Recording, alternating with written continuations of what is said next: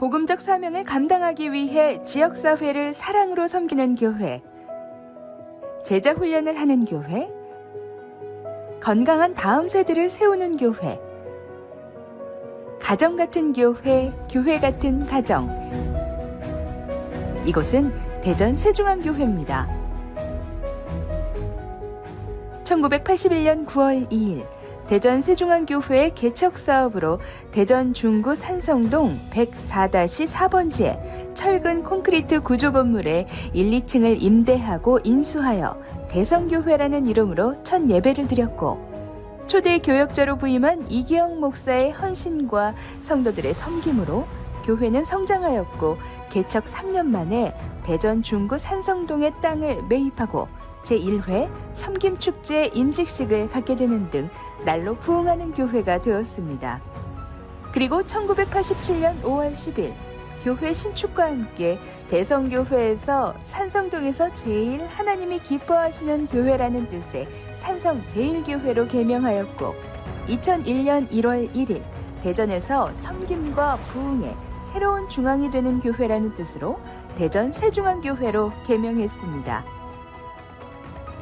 대전 세중앙교회는 예수님의 지상명령인 영혼 구원에 힘쓰며 살아있는 예배, 뜨거운 기도, 전도를 통해 폭발적인 부흥을 이뤄내며 지역사회를 품는 다양한 선교적 사명을 감당하는 교회로 성장해 나아갔습니다. 6월 호국의 달을 앞두고 나라를 사랑하는 마음으로 시작한 현충원 비석 닦기. 간식 하나 사 먹을 돈이 없어 슬퍼하던 아이들에게 선물이 되었던 와우 페스티벌. 어르신들을 위한 통증 의료 봉사. 매년 예수님의 사랑을 나누기 위한 사랑의 박스 등 교회에서 시작된 섬김은 멈추지 않았고, 이웃사랑을 더욱 실천하는 데 성도들은 한마음이 되었습니다. 또한 예수님의 가르침을 따르는 데 가장 앞섰습니다. 대전 세중앙교회의 예배는 뜨거움이 있습니다. 온 성도가 하나님의 임재로 인한 기쁨과 감격이 넘치고 은혜가 충만한 예배를 추구합니다. 주님의 말씀을 사모하며 예배합니다. 주의 이름을 의지하며 간구하는 예배자입니다. 대전 세중앙교회는 기독교 세계관을 가지고 말씀을 통해 하나님의 사람으로 세웁니다. 주일학교를 파이랜드라는 이름을 붙이고 하나님의 무한한 능력을 의지하며 나아가는 다음 세대를 세우고자 합니다. 각 연령대에 맞춘 교육 프로그램으로 세상을 변화시키고 빛과 소금의 역할을 감당하는 하나님의 일꾼, 이 시대의 리더로 양육합니다. 대전 세중앙교회는 세상으로 나아가 그리스도의 사랑을 전합니다. 어린이를 위한 와우 키즈 페스티벌, 반찬 섬김, 사랑의 연탄 봉사, 현충원 비석 닦기, 사랑의 박스 전달 등 이웃을 섬기고 이 땅의 다음 세대를 세우는 일에 동참합니다.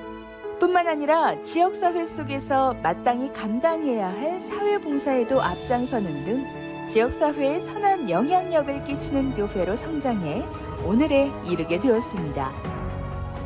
하나님의 말씀에 순종하며 온전한 예배와 섬김으로 매 순간 주님께 부르짖으며 40년간 하나님의 능력을 의지하며 꾸준히 사명을 가지고 복음의 길을 걸어온 대전 세중앙교회. 온 성도들이 주님을 중심으로 한마음 되어 아름답고 건강한 공동체를 이룬 대전 세중앙교회를 통해 하나님께서는 이 땅에 수많은 영혼을 살리시며 하나님의 위대한 역사를 앞으로도 변함없이 일어나갈 것입니다.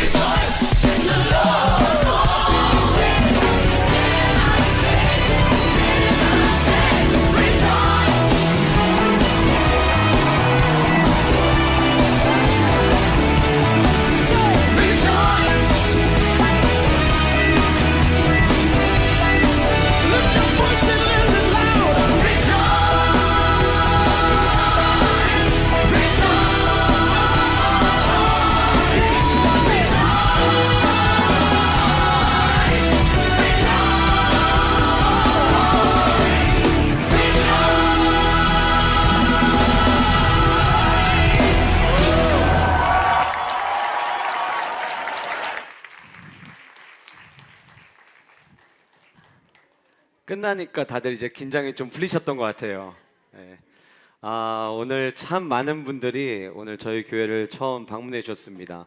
저희가 처음 오신 분들께는 들어오면서 꽃을 선물해 드렸는데 테이블마다 이렇게 꽃이 있는 자리들을 보니까 너무나도 감사하고, 여러분들이 쉽지 않은 발걸음이셨을 텐데 그럼에도 불구하고 우리 초청해 주신 우리 영가족들의 초청을 받아 오늘 이 자리까지 와주신 여러분들을 한 분 한 분 주님의 이름으로 환영하고 축복합니다. 저는 대전 세종안교회 담임을 맡고 있는 이강민 목사입니다. 처음 뵙겠습니다. 네.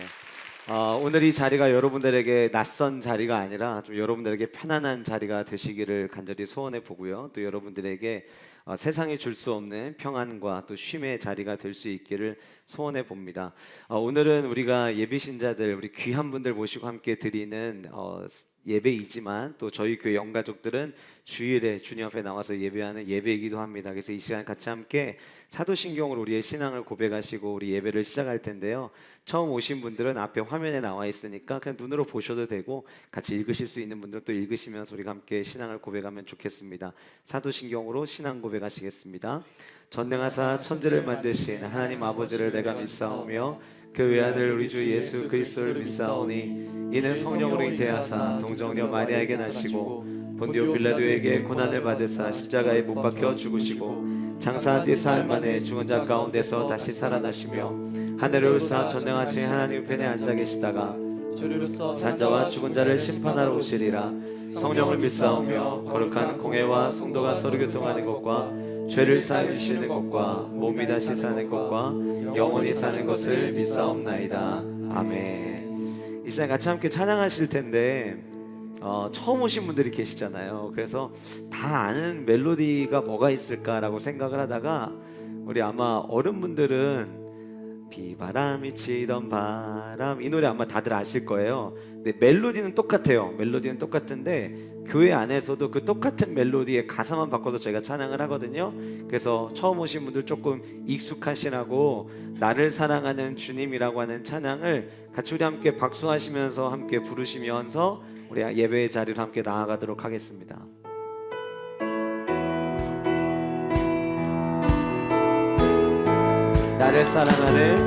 나를 사랑하는 주님, 나를 위해 죽으시고 부활 승천하시어서 나의 주가 되셨네. 주 오시면 전국에서 주님과 살리라. 영원토록 주 오시면 전국에서 주님과 살리라.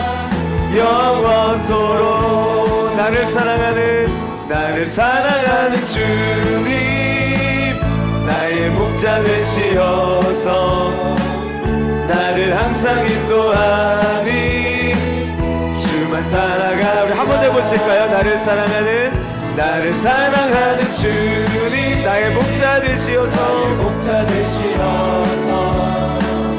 나를 항상 인도하니 주만 따라가리라. 주 오시면 전국에서 주님과 살리라. 영원토록 주 오시면 전국에서 주님과 살리라. 영원토록. 아멘. 우리가 꿈꾸는 거는 그 영원한 생명을 꿈꾸는 것 같아요. 그래서 주님 찬양의 가사처럼 주님 오시면 저 천국에서 주님과 함께 영원히 살기를 우리 영가족들은 꿈꾸고 있고, 또 함께 오늘 이 자리에 오신 우리 모든 귀한 한 분 한 분 함께 그 꿈을 꾸며 나아갈 수 있기를 소원해 봅니다. 이 시간에는 함께 부르는 찬양은 아니고요, 여러분들에게 어떤 좀 선물을 좀 드리고 싶다는 생각이 들었었어요. 그래서 어떤 선물을 드릴까 생각을 하다가 저희가 전문적인 보컬리스트는 아니지만 여러분들의 마음을 따뜻하게 해드릴 수 있는, 그리고 오늘 이 자리가 이런 자리가 되면 좋겠다라고 하는 마음을 담아서 주님의 숲이라고 하는 노래를 준비를 했습니다. 이 가사를 여러분들이 한번 잘 들으시면서 오늘 이 자리가 주님이 여러분들에게 주시는, 아까도 말씀드린 것처럼 쉼의 자리, 은혜의 자리가 될 수 있기를 간절히 소원해 봅니다.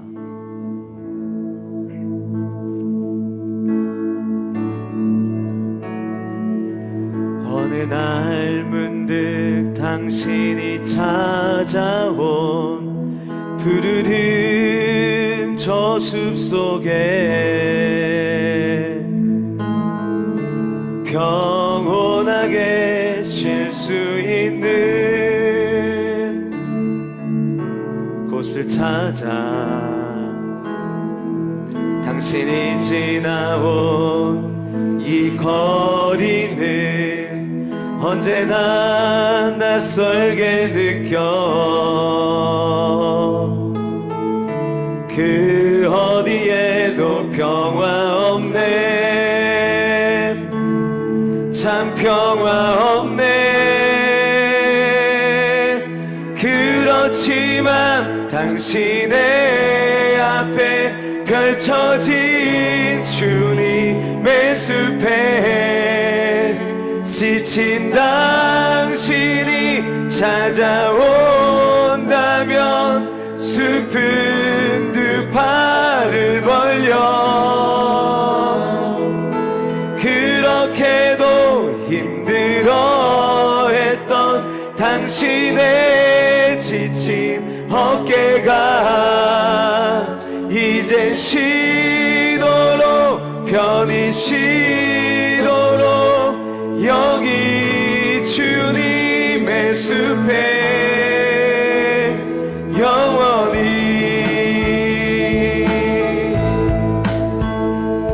당신이 느꼈던 지난 날의 슬픔의 기억들을 생각하고 잊어버리고 또 생각하네. 그렇지만 당신의 앞에 펼쳐진 주님의 숲에 지친 당신이 찾아온다면 슬픈 두 팔을 벌려 그렇게도 힘들어했던 당신의 지친 어깨가 이젠 쉬도록 편히 쉬도록 여기 주님의 숲에 영원히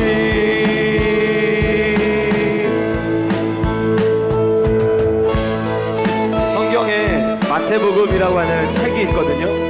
그 책의 11장 28절에 이런 말씀이 있습니다. 수고하고 무거운 짐진 자들아 다 내게로 오라 내가 너희를 쉬게 하리라. 세상이 줄 수 없는 안식과 쉼이 예수 그리스도를 선택함으로 그 안에서 누리시는 은혜와 축복이 우리 모든 오늘 이 자리에 방문하신 여러분들의 삶 가운데 있기를 소원해 봅니다. 이 노래의 가사처럼 오늘 이 자리가 여러분들을 향해 두 팔을 벌리시는 주님의 그 마음을 경험하시는 주님의 숲이 되기를 간절히 소원합니다. 그렇지만 당신의 앞에 펼쳐진 주님의 숲에 지친 당신이 찾아온다면 슬픈 두 팔을 벌려 그렇게도 힘들어했던 당신의 지친 어깨가 이젠 쉬도록 편히 쉬도록 여기 주님의 숲에 그렇지만 당신의 앞에 펼쳐진 주님의 숲에 지친 당신이 찾아온다면 슬픈 두 팔을 벌려 그렇게도 힘들어했던 당신의 지친 어깨가 이젠 쉬도록 편히 쉬도록 여기 주님의 숲에 영원히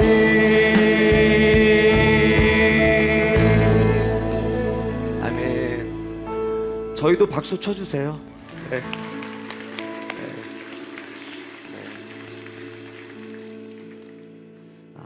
주님의 그 크신 팔은요 우리의 삶을 너무 따뜻하게 감싸 안아주십니다.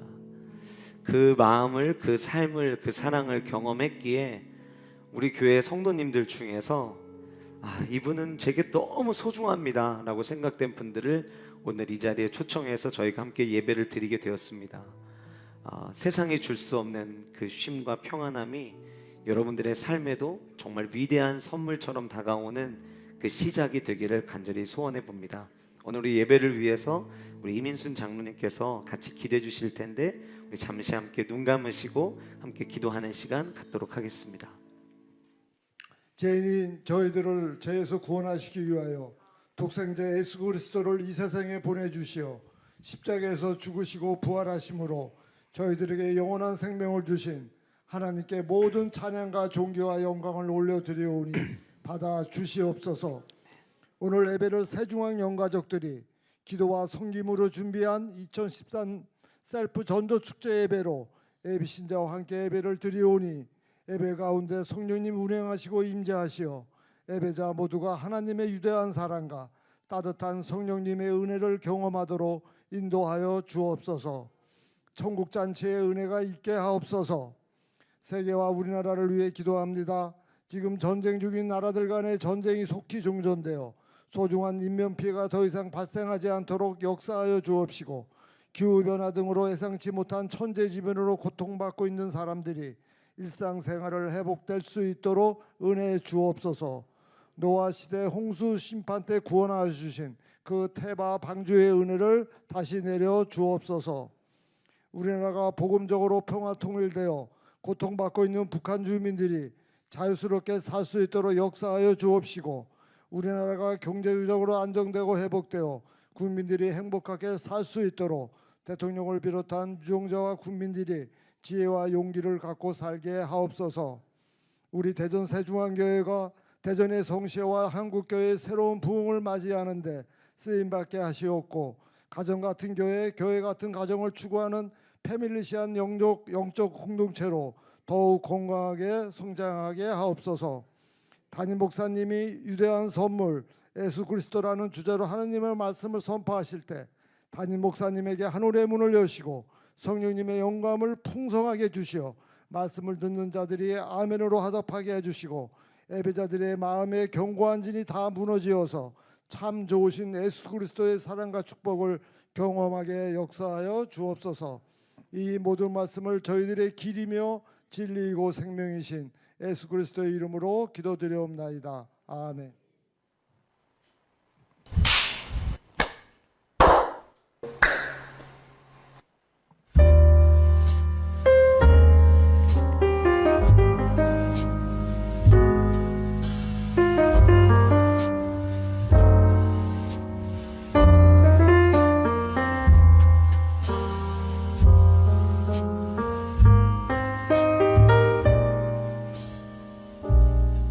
안녕하세요. 저는 대전 세중앙교회 영가족이 된 지 5개월 된 오주은입니다.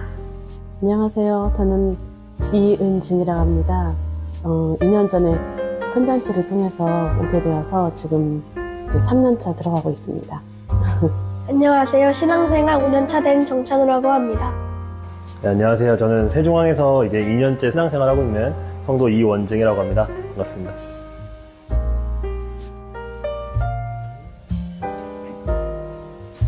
교회를 처음 나오게 된 건 이제 지금 아내와 결혼을 결심하게 된 순간부터였어요. 이제 처음 나오게 되었고, 처음 나왔던 장소는 이제 크리스마스 전야제 축제를 할 때 처음 나오게 되었어요. 이제 그때 이제 온 성도들이 이제 예수님께 장기자랑 올려드리는 것을 보고,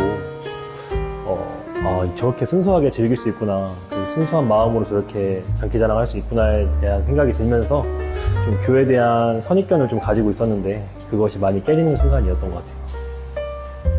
사실 모태 신앙인데 이제 이런저런 개인적인 일로 중학교 3학년 때부터 교회를 멀리하게 되었어요. 근데 감사하게도 같은 과 학생인 지수를 만나서 신실한 믿음을 보면서 저도 다시 예배 자리에 나오고 싶다라는 생각이 들었고, 하나님께서 지수에게 저를 위해 기도하게 하신 마음과 전도하게 해주셔서 대전 세중앙교회에 나오게 되었습니다. 할머니와 교회를 와서 친구들과 놀다가 교회가 재밌어서 계속 왔습니다. 저는 원래는 고등학교 때 처음 교회를 다니긴 했었는데, 사회생활하고 또 결혼과 동시에 거의 하나님을 이제 잊고 살았죠. 그렇게 살다 보니까 착하게만 열심히 살다 보니까 좀 힘든 일도 많이 있었고 어려움이 있었는데, 저희 집 제 딸이 우리 집 가정의 파수꾼처럼 지키고 있다가 계속 기도하고 건의를 해서 한번 나오게 되었거든요. 그래서 처음 세종한교회를 나오게 되었습니다. 오니까 너무 사람들이 행복해 보였고요. 뭔지 모르는 좀 안도감이나 내가 진짜 오고 싶었구나 그런 느낌도 들었고요. 그리고 하나님이 정말 나를 계속 지켜주셨구나. 이게 내 힘으로 살아간 것이 아니구나. 그거를 좀 느끼게 됐고, 그래서 처음에는 그런 뭐 그 안도감 그런 것 때문에 너무 감사하다는 그 생각을 계속 하면서 살았던 것 같아요. 첫 예배를 가지고 한번 말씀을 좀 드려야 될 것 같아요. 처음 예배를 드렸을 때는 이제 되게 이제 찬양도 드리고 그 다음에 이제 말씀을 듣는 과정에서 이게 좀 형식적이다 보니까 아무래도 저한테는 좀 많이 낯설고 딱딱한 느낌이 좀 있었어요. 근데 이제 이게 시간이 지나면 지날수록 이제 말씀을 들으면 들을수록 저한테 이제 와닿는 저의 삶에 적용되는 부분들이 좀 있더라고요. 그래서 그런 부분이 좀 많이 새로웠고, 그래서 점점 더 예배에 많이 참석하는 수가 늘어나면서 이제 이렇게 신앙생활을 할 수 있게 됐던 것 같아요. 처음에는 사실 담임 목사님 설교를 들었을 때 말이 정말 빠르셔서 근데 그 말이 다 이게 아니라 다 너무 잘 들리고 또 그만큼 은혜도 너무 많이 받아서 내가 어떻게 이 은혜를 잊고 살았지? 라는 생각도 하게 되었고, 또 성도님들이 다 너무 불타오르셔서 내가 이 교회 오길 너무 잘했다. 하나님께서 나를 정말 인도하셨네. 감사하다라는 생각을 하게 되었습니다. 예수님을 믿지 않을 때는 예배가 재미없었고 지루했지만 지금은 예배가 재밌고 학교 생활도 더 편안해진 것 같아요. 일단 더 행복해요. 그리고 가장 감사한 건 은혜 나눔할 수 있는 사람들이 많아졌다는 거. 일단은 마음의 평안함이 좀 생긴 것 같아요. 예전에는 예수님을 믿기 전에는 제 삶에 문제가 발생하거나 제가 막 실수를 할 때는 저를 탓하고 남을 탓하고 또 스스로 자책하거나 누군가를 탓하기만 하고 혼자 막 좌절도 하고 막 그렇게 살아왔었는데, 예수님을 만나고 난 이후로부터는 삶에 문제가 생기게 되면 일단 먼저 기도하게 되고, 그리고 이제 뭐 목장 모임이나 여러 가지 성도들과 이제 교제를 통해서 나누면서 이런 부분을 많이 예전처럼 좌절하지 않고 잘 해소했던 것 같아요. 근데 사람이 살면서 이제 갈수록 좀 불안하고, 또 이제 상황 속에서 내가 가면서 이렇게 사는 게 맞는지, 그리고 너무 불안한 거예요. 그래서 새벽에도 잠을 깨면 어떻게 살아야 될지 뭐 그런 생각을 많이 했던 것 같아요. 그러면서 뭔가를 의지해야 되겠다는 생각은 했지만 용기가 없었던 것 같아요. 그래서 제일 큰 달라진 점은 교회에 나오면서 이제 하나님이 나를 태초부터 선택을 하셨고, 하나님 때에 나를 이렇게 불러주셨구나, 나를 사랑해주시는 이렇게 하나님 있다는, 하나님 아버지가 있다는 것이 세상을 살아가는데 정말 기대고 살아야 되겠다. 잘 오셨습니다. 하나님께서 당신을 기다리고 계셨습니다. 자꾸 회피하지 마시고요. 하나님이 사랑하신다는 것을 기억하시면서 우리 함께 믿음의 신앙생활을 계속 이어져 갔으면 좋겠습니다. 모두 환영합니다. 감사합니다. 오늘 처음 나오시는 분들 많이 낯서실 거예요. 네, 많이 낯선 만큼 주변에서 또 많이 도와주실 거고, 주변 성도님들이 또 많이 이끌어 주실 거기 때문에 오늘 이 자리가 설령 좀 불편하시다 하더라도 앞으로 자주자주 나오시면 저희가 또 반갑게 맞이해 드릴 거니까 언제든지 나오셔서 편하게 이제 저희랑 같이 신앙생활 했으면 좋겠습니다. 환영합니다. 저 하고 싶은 말 썼어요. 잘 보고 엄청 짧지만, 하나님의 선하심을 맛보아 알며 우리 모두 함께 하나님을 자랑하는 인생이 되길 소망합니다. 환영합니다. 네, 너무 좋네요. 이 시간에는 여러분들과 함께 짧게 그 말씀 나누는 시간을 좀 가질 거예요. 왜 우리는 이렇게 살아가고 있는지에 대한 소개라고 생각하시면 될 것 같은데, 우리나라뿐만이 아니라 전 세계적으로 예수 그리스도를 나의 구주로 믿는 많은 사람들이 어떻게 당신은 예수님의 사랑을 경험했습니까? 라고 질문을 했을 때 제일 많이 응답하는 성경 구절이 있습니다. 아마 예전에 교회를 다닌 적이 있으셨던 분들은 누구나 다 아시는 말씀일 텐데 요한복음 3장 16절 말씀이거든요. 제가 슬라이드 넘길 수 있도록 해주시고요. 네. 우리 같이 함께 화면을 보시면서 같이 함께 읽어보시면 좋겠습니다. 같이 한번 읽어보실까요? 시작. 하나님이 세상을 이처럼 사랑하사 독생자를 주셨으니 이는 저를 믿는 자마다 멸망하지 않고 영생을 얻게 하려 하심이라. 아멘. 낯선 자리에 또 낯선 이로부터 무엇인가 이야기를 듣는다는 것이 여러분들에게 적지 않은 부담이 되시리란 생각이 되어집니다. 그러나 그냥 어떤 설교라고 생각하지 마시고 여러분들이 지금까지 이 자리에 오시기 전까지 여러분들이 걸어오셨던 삶의 궤적들을 한번 돌아보시면서 누구에게나 남은 삶이 있거든요. 그 남은 삶이 몇 년인지는 서로 다르겠지만 우리 결국 모두가 다 남겨진 삶을 어떻게 살아갈지에 대한 고민을 하면서 우리는 살아간다고 생각을 합니다. 그래서 오늘 이 시간 동안에 우리 남겨진 삶에 대한 이야기를 좀 같이 해보면 좋을 것 같아요.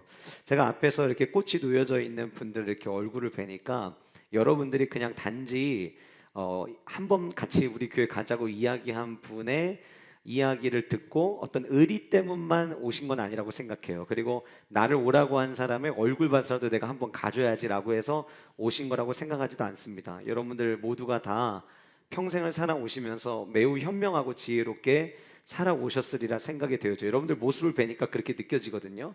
그렇게 현명한 삶을 살아오셨는데 여러분들이 그럼에도 불구하고 오늘 저희 교회 성도님이 같이 10월 29일 10시에 교회 가자고 이야기를 했을 때 여러분들이 흔쾌히 혹은 선뜻 결정하지 않으셨다 할지라도 오늘 이 자리까지 여러분들이 오셨다고 한다면 아마 저는 여러분들 안에 한 가지의 생각을 하고 있으시기 때문에 오지 않으셨을까 생각을 해봤어요. 그게 뭐냐면 나는 앞으로 어떻게 살아가야 될까?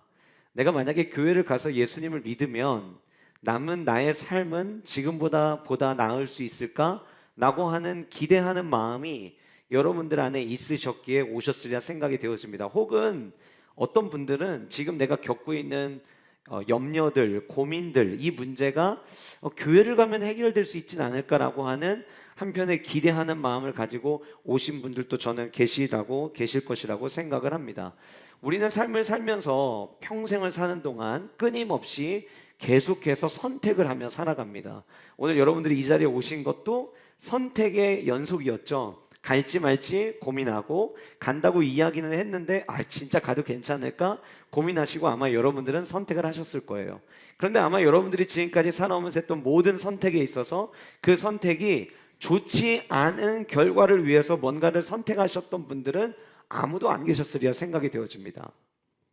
인생은 선택의 연속이고 그 선택 속에서 우리는 선택을 하지만 그 선택을 할 때마다 우리가 생각하는 거는 보다 나은 미래 그리고 좋은 결과를 염두에 두고 선택을 한다라고 하는 거예요. 문제는 뭐냐면 내가 선택한 대로 다 결과가 나타나지 않는다라고 하는 거죠. 선택을 할 때에는 분명 좋은 결과가 나타나기를 원하고 선택을 하지만 우리의 삶 속에서 내가 내린 그 선택이 때로는 내게 도리어 아픔을 주는 일들도 가정을 힘들게 하는 일들도 아마 여러분들은 지금까지 살아오시면서 경험하셨으리라 생각이 되어집니다. 이렇게 잘못된 선택 그리고 그 선택의 결과들이 어긋나기 시작을 하면은요 그때부터는 나도 모르게 무엇인가를 선택할 때 주저하게 됩니다. 그리고 이런 생각을 하게 되는 것 같아요. 그냥 뭐 새로운 거 선택하려고 하지 말고 그냥 지금까지 살아온 대로 그냥 살아가자. 여기서 뭘 더 하려고 하지 마자. 오히려 뭐를 버리려고 하다가 더 힘들어지는 것 같다라고 하는 생각을 갖는 분들도 많이 계시리라 생각이 되어집니다. 종교도 마찬가지라고 생각을 하거든요. 무슨 이제 와서 종교야. 이제 와서 무슨 교회를 다녀. 지금까지 살아왔던 대로 그냥 남은 인생 살면 되지. 뭘 굳이 내가 종교를 선택을 해. 이런 생각들이 아마 여러분들 가운데 가지고 계신 분들도 계실 거예요. 그런데 오늘 귀한 분들 한 분 한 분 누군가에게는 가족, 누군가에게는 지인들을 오늘 이 자리에 초청한 우리 영가족들은 내가 선택한 그 예수 그리스도, 사실 정확히 얘기하면 내가 선택한 게 아니라 하나님이 나를 선택하신 건데, 그 선택에 반응함으로 말미암아 나 혼자만의 힘으로 살아가는 인생이 아니라 나를 붙잡아 주시는 그분의 손에 붙잡힌 삶을 살아가다 보니 나만 이 선택을 하고 끝나기에는 너무 아쉽고, 그리고 내가 정말 사랑하는 가족들, 내가 너무 사랑하는 친구, 지인들, 그들이 내가 선택한 이 예수 그리스도를 그들도 선택하면 좋겠다라고 하는 마음을 가지고 오늘 이 자리에 초청했어야 저는 생각이 되어집니다. 그러면 많은 사람들이 예수 믿으세요 라는 이야기를 들을 때에 생각을 하죠. 왜 예수님을 그럼 믿어야만 하는가? 제가 질문 하나 드려볼까요? 가끔 이렇게 이야기하는 분들이 있어요. 예수 믿으세요. 예수 믿으면 복 받습니다. 이렇게 이야기하는 경우들이 있어요. 여러분, 예수 믿으면 정말 복 받을까요? 예수님 믿으면 질병을 앓고 있던 분들이 병이 다 나았을까요? 예수님 믿으면 예수 믿기 전과 이후가 확연하게 달라지면서 잘 안 되던 장사가 갑자기 잘 되기 시작할까요? 예수님 믿으면 늘 속썩이던 아이가 갑자기 내가 교회 갔다 온 이후로 아이가 순한 양이 돼서 변할까요? 여러분은 어떻게 생각하세요? 그 답은 여러분들 주변에 있는, 여러분들을 오늘 초청하신 분들을 보면 아마 쉽게 답을 얻을 수 있으리라 생각이 되어집니다. 물론 하나님께서 우리가 간절히 기도하고 그 때로는 그 기도에 응답해 주셔서 질병으로부터 우리를 치유하게 하시는 일들도 일어납니다. 사업에 어려움을 겪다가 그 어려움을 돌파할 수 있는 힘을 주실 때도 있고요. 자녀들 때문에 고민하고 힘들어하던 그 가정에 그 자녀를 하나님께서 만져주시고 감싸 안아주시면서 변화되는 모습을 경험할 때도 있습니다. 그러나 항상 일어나는 일은 아닙니다. 제가 왜 여러분들에게 이런 말씀을 드리냐면요, 교회를 나오는 목적이 단순히 번성을 위해서, 교회를 나오는 목적이 내가 질병으로 인하여 고통받고 있는데 단순히 치유받기 위한 목적으로 교회를 나오거나, 교회를 나오는 목적이 가정에 문제가 있는데 이 가정의 문제를 해결받기 위해서만 나온다면은요, 지금 여러분들 오늘 귀하신 분들 함께 초청해서 우리가 예배하지만 평상시에도 우리 교회 성도님들이 주일날 9시에 11시에 나눠서 예배를 드리거든요. 아마 그런 목적 때문에 교회를 다닌다고 한다면 저희 교회 성도들 가운데 남아있는 성도들은 50명이 채 되지 않을 겁니다. 그럼 질문을 해봐야 되는 거죠. 하나님 앞에 나간다고 해서 내 삶의 모든 문제가 해결되는 것이 아닐진데, 그럼에도 불구하고 이 예수 그리스도가 우리의 삶의 문제 해결이 아님에도 불구하고 교회를 나간다라고 이야기를 한다면, 그러면 과연 무엇 때문에 교회를 나가느냐라고 하는 거예요. 예수 믿으면 과연 우리의 삶이 바뀌느냐? 그것이 항상 그렇지 않음에도 불구하고 매 주일이면 교회 나와서 예배를 하고 때때로 있는 예배 시간마다 주님 앞에 나와서 기도를 하는 분들이 있다라고 하는 것은 그 예배를 통해서 내 삶에 필요한 것들을 얻기 이전에 내가 누구인지를 발견하는 은혜를 경험한다라고 하는 거예요. 이전에 발견하지 못했던 나를 발견하고, 저는 제가 이번 주 예배를 준비하면서 오늘 교회 처음 오시는 분들, 그리고 예전에 신앙생활 하시다가 오랫동안 멈추셨던 분들, 그런 분들의 입장에서 생각을 해봤거든요. 만약에 우리의 삶의 문제가 해결되는 것을 위해서 교회를 나오는 게 아니라고 한다면, 그렇다고 한다면 나는 내가 왜 지금 계속 예수님을 믿고 있을까 생각을 해보니까 저는 복음을 통해서 저를 발견했더라고요. 복음을 통해서 내가 누구인지를 발견했다는 거예요. 세상의 수많은 사람들은 나를 어떻게 정의하냐면 지금 나의 직업, 나의 자산, 나의 자녀들이 이루어 놓은 업적들을 가지고 오늘의 나를 이야기하려고 합니다. 그러다 보니까 그 세상이 만들어 놓은 기준을 가지고 나를 보면 내 안에 그렇게 썩 아름답거나 보기 좋아 보이는 모습들이 없다라고 생각하는 경우들이 있다라고 하는 거예요. 제가 여러분들에게 질문 하나 한번 드려볼게요. 여러분들은 여러분들의 인생이 아름답다고 생각하십니까? 멋지다고 생각하십니까? 아니면 저는 그냥 평범합니다, 평균적입니다 라고 생각을 하십니까? 샌프란시스코와 상하이, 델리, 상파울루 등 한 20개 국의 도시들에서 재미난 실험을 했습니다. 늘 평상시에 출퇴근을 하는 회사의 입구에다가 한쪽에다는 아름다움을 의미하는 뷰티풀이라고 하는 단어를 붙여놨고요, 한쪽은 그냥 평범한, 평균적이라고 하는 의미를 갖고 있는 average라고 하는 단어를 붙여놨어요. 그리고 사람들이 어느 문을 통해서 출근을 하는지를 살펴보았는데 놀랍게도 이 편말이 붙여있기 전까지는 좌측으로 들어가는 사람도 있었고 우측으로 들어가는 사람들도 있었는데 평상시에 오던 출근길과는 달리 문 위에 뷰티풀이라는 단어와 에버러지라는 단어가 써 있는 것을 보고 난 다음에 96%가 에버러지라고 하는 문을 통해서 들어갔다고 하더라고요. 그래서 들어가고 난 다음에 그 안에서 기다리고 있던 설문 요원들이 왜 당신은 뷰티풀이라고 하는 간판을 있음에도 불구하고 왜 그로 들어가지 않고 에버러지로 왔냐? 혹 그들 중에는 너무 바빠서 땅 보고 오니라 뷰티풀이라는 단어와 에버러지라는 단어를 미처 못 봤습니다 하는 분들은 없는지 이렇게 물어보았더니 그 간판이 있음을 인지한 모든 사람들 중에 96% 자기 자신은 평범하다라고 응답했다는 거예요. 그리고 그 96% 중에 80%는 나는 그렇지 않지만 내 눈에 다른 사람들은 나보다 훨씬 나은 것 같아요. 그 사람들은 다 아름다운 것 같고 그 사람들은 다 멋진 삶을 살고 있는 것 같아요 라고 응답을 했다고 합니다. 또 하나의 실험이 있었습니다.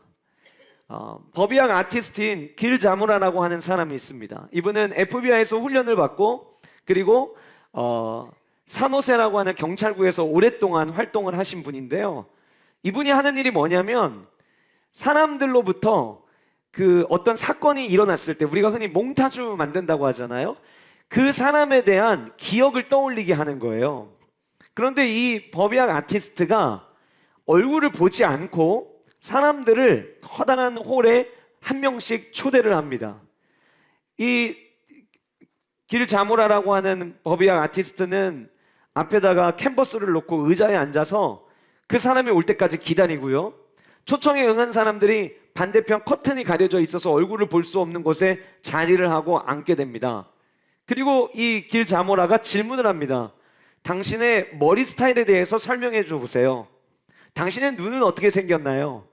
당신의 코는 어떤지, 당신의 턱의 모양은 어떤지, 당신의 광대뼈는 어떤지 질문을 합니다. 그리고 나서 마지막 질문으로 당신의 얼굴에 특이한 점이 있으면, 특이사항이 있으면 말해주세요 라고 이야기를 했어요. 그렇게 이야기만 듣고 얼굴은 보지 않은 채 이 길자모라가 그 자기가 스스로 자기를 설명한 내용만을 가지고 그림을 그렸어요.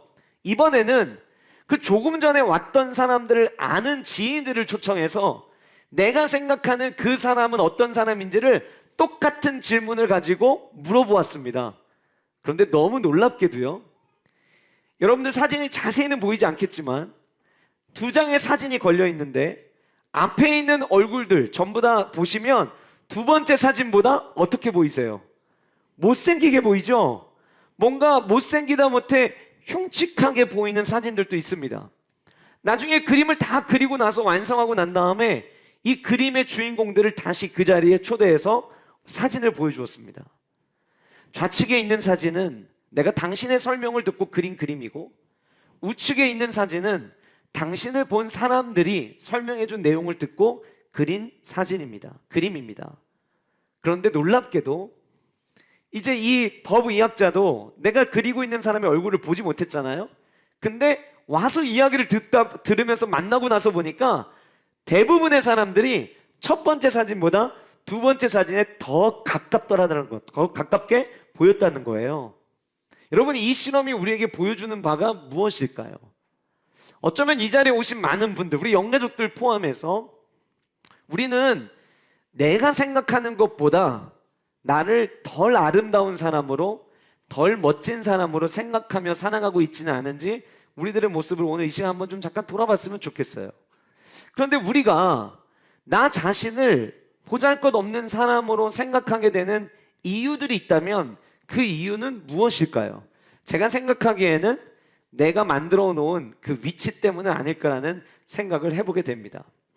헨리 나우엔이라고 하는 기독교 영성가가 있습니다. 이는 예수의 사제였고요. 그리고 아주 이른 나이에 심리학을 공부하였습니다. 이분은 네덜란드 출신인데 나중에 심리학을 공부하고 난 다음에 인간의 이 고난, 인간의 고통에 대한 연구를 조금 더 하고 싶어서 나중에 그 미국으로 건너가서 매닝거 연구소에서 공부를 했고요. 30대에 노트르담 대학교의 객원 교수로 가르치는 일을 시작을 하고 이후에는 예일 대학교에서 신학을 공부하게 됩니다. 그러다가 1981년에 자신의 삶을 되돌아보니까 흔한 말로 30대에 너무 많은 걸 이룬 거예요. 와, 내가 어떻게 이렇게 많은 복을 누릴 수 있을까? 가만히 생각해 보니까 이 헨리 나우인이 생각할 때 이건 하나님의 은혜다라는 결론을 내릴 수밖에 없게 됩니다.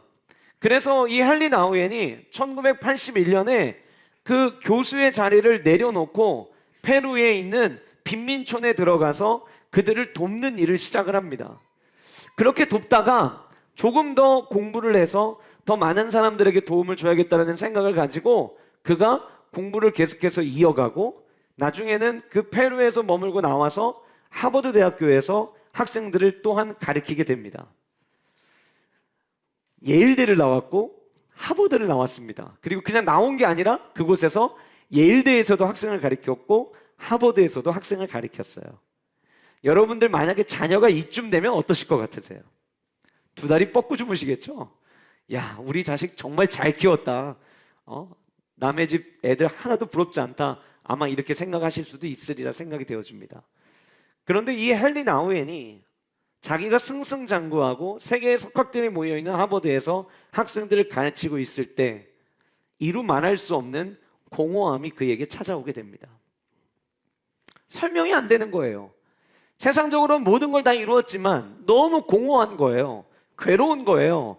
그래서 어떻게 하면 좋을까라고 생각을 하면서 기도하고 있을 때에 어느 날 하나님께서 너 지체장애 아들이 모여있는 곳에 가서 가르쳐보면 어떻겠냐라는 마음을 주셨대요. 하나님, 저는 석학들을 대상으로 강의하던 사람인데 제가 지체장애우들에게 가가지고 강의를 하면 과연 그들이 알아들을 수 있겠습니까? 근데 하나님께서 헨리 나우엔에게 그들을 위해서 가라고 하는 게 아니라 이번에 내가 너를 보내는 이유는 너를 위해서 보내는 거야. 그래서 이 헨리 나우엔이 캐나다에 있는 발달 장애인 공동체인 라르시라고 하는 공동체를 방문하게 됩니다. 굉장히 낯설었겠죠?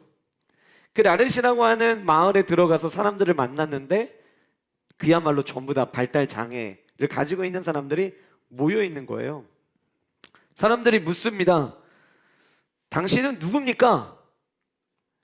헨리 나우엔이 그 질문을 받고 자기가 지금까지 걸어왔던 삶의 이야기를 들려준 거예요. 근데 그 마지막 내가 누구냐를 이야기하기 위해서 마지막에 꺼내야 될 이야기가 조금 전까지 머물렀던 하버드에서 학생을 가르친 자기의 마지막 이력이잖아요. 그래서 쭉 설명하다가 하버드에서 나는 세계의 석학들을 가르쳤습니다 라고 이야기를 했더니 그 발달장애인 중에 한 사람이 질문하는 거예요. 하버드가 뭐예요? 물어본 거예요. 자기는 지금까지 살면서 하버드가 어딘지 하버드가 뭔지를 설명해 본 적이 없는데 너무 뜻밖의 질문을 받게 된 거예요. 하버드가 뭐예요? 그래서 이분이 설명합니다. 하버드는 세계의 석학들이 모여서 공부하는 곳입니다. 그랬더니 옆에 있는 발달장애인이 이번엔 이렇게 질문합니다. 공부를 왜 해요? 그 순간 헨리 나우엔의 머리가 하얘졌어요. 헨리 나우엔은 그때를 회상하면서 이렇게 이야기합니다. 나를 그들에게 설명할 방법을 나는 잃었습니다. 사회가 만들어 놓은, 세상이 만들어 놓은 당신은 누구입니까? 라는 질문에 우리는 나는 어디서 일합니다. 나의 직업은 무엇입니다. 나는 어디에서 자랐고 나는 어디 학교 출신입니다. 이런 것들로 우리는 우리 자신을 이야기를 했는데 헨리 나우엔이 지금 머릿속에 하얘진 벽을 마주했던 거는 그들이 던지는 질문이 내가 누구인지를 아무리 설명해도 그들과 대화가 되질 않고 그리고 그들이 던지는 질문들은 내가 그동안 이루어 놓은 사회적인 것들을 다 그것들이 아무 소용이 없는 질문들만 그들이 던지더라는 거예요. 충격을 받은 헨리 나우엔이 그날 밤 하나의 불을 켜놓고 그날에 있었던 일기를 씁니다. 그리고 그 일기에 이렇게 기록을 해놓았습니다. 어쩌면 나의 오래된 영혼의 방황이 여기에서 멈출 수 있겠다는 생각이 오늘 들었다. 그 이유는 신이 나를 대하는 방식과 동일한 방법으로 이곳에 있는 사람들은 나를 대했기 때문이다. 오직 나의 이름 헨리로. 이렇게 그날의 일기를 써놓았더라고요. 저는 여기서 의미 있게 우리가 봐야 되는 대목이 신이 나를 보는 관점으로 그들은 나를 봤다라고 하는 거예요. 제가 아까 여러분들에게 말씀드렸죠. 교회를 왜 다닙니까? 문제가 해결된다고요? 문제 해결될 때도 있어요. 그러나 만약 문제 해결만을 위해서 교회를 나온다면 아까 말씀드린 것처럼 우리의 신앙생활은 오래가지 않습니다. 실제로 교회를 다니다가 교회 다닌다고 해서 내가 사업이 잘 되는 거 아니던데, 교회 다닌다고 해서 가정의 문제가 해결되는 거 아니던데, 이것 때문에 신앙생활을 하다가 교회를 떠난 분들도 실제로 전국 곳곳에 굉장히 많습니다. 그런데 제가 예수님을 만나고 나서 보니까요, 제가 위치가 어떻고, 제가 어떤 궤적을 걸어왔고, 제가 어느 학교를 졸업했고, 유학을 다녀오고 안 가고, 이런 것들이 하나님 앞에서는 아무 의미가 없다라고 하는 것을 저 또한 발견하게 되더라라고 하는 거였어요. 헨리 나우에는 아까 말씀드린 것처럼 세계적인 석학 중에 석학이었습니다. 그러니 예일대에서, 하버드에서 학생들을 가르칠 수 있었겠죠.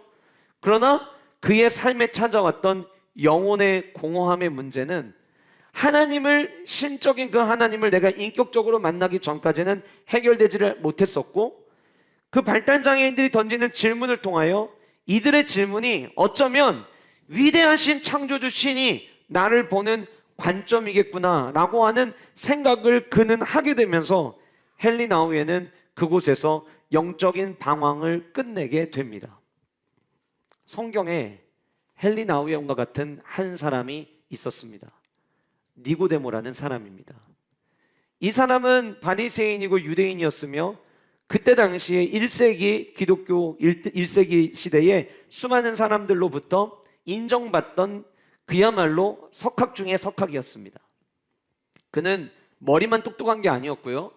그때 당시에 이스라엘의 모든 정치와 교육과 모든 것들을 관장하는 기구였던 사네드린 공의회에서 많은 사람들의 존경과 존중을 받던 사람이었습니다. 이 니고데모에 대한 이야기를 좀 더 알고 싶어서 역사적인 자료들을 찾아보니까 남겨진 기록에 의하면 이 니고데모는 예루살렘의 3대 부자 중에 한 명이었다는 기록도 있더라고요. 뭐 여러분, 대한민국의 3대 부자까지 뭐 꿈꿉니까? 여러분들이 살고 계신 대전, 그리고 대전에서도 구들이 다 다르실 텐데 중구의 3대 부자, 서구의 3대 부자, 대덕구의 3대 부자 안에만 여러분들 들어가신다면 어떤 생각이 드세요? 부러울 게 뭐가 있겠어요? 늘 대출 받으려고 걱정 안 해도 되고, 내가 가지고 있는 자산으로 나만 먹고 사는 게 아니라 우리 자녀들까지도 충분히 먹고 살 수 있는 위치가 된다면 우리 이렇게 생각하죠. 그런 사람 있으면 그 사람 아무 걱정 없을 것 같아.